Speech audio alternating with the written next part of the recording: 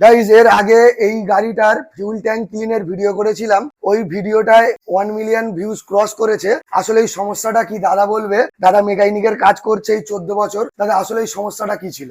প্রবলেমটা ছিল আগে যে গাড়িটা ফুল ট্যাঙ্ক থেকেও তেল পুরো ট্যাঙ্ক লোড, তাও গাড়ির সমস্যা হচ্ছিল, পিক আপ কাটছিল, স্টার্টিং এর সমস্যা হচ্ছিল। শুধু এই গাড়িটারই এই সমস্যা নয়, আরো 3টে ট্যাঙ্ক খোলা আছে।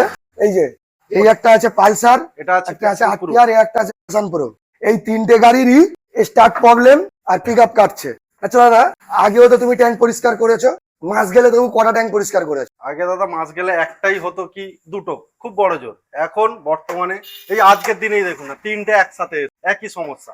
স্টার্ট কাটার সমস্যা একই দিনে এই 3টে এসছে। হ্যাঁ। আগে মাস গেলে একটা বা দুটো।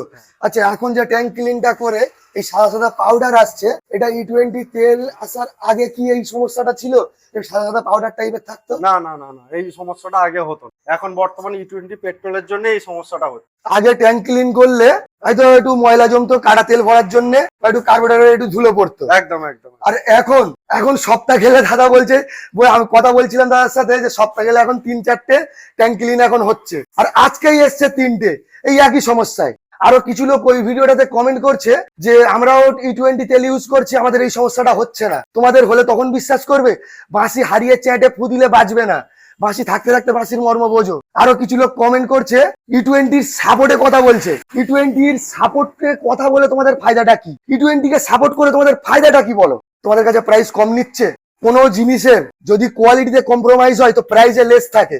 প্রাইসে কোনো লেস আছে? কোনো লেস আছে? প্রাইস তো কম হওয়ার কথা ছিল, প্রাইস কি কম হয়েছে? আমি একটা jeans pant manufacture and wholesaler, আমার কাছে অনেক রকম কোয়ালিটির প্যান্ট আছে, আমার কাছে অপশন আছে, যেমন রেট তেমন মাল। 20% ভেজাল দিয়েও প্রাইসে কোনো লেস নেই, তাহলে কেন আমরা কম্প্রোমাইজ করবো? আমাদের গাড়িগুলো কেন আমরা এইভাবে সর্বনাশ করব? গাড়ির ইঞ্জিন সমস্যা হচ্ছে, সময় সময় ট্যাঙ্কিং ক্লিন না করলেই ইঞ্জিন প্রবলেম হয়ে যাচ্ছে।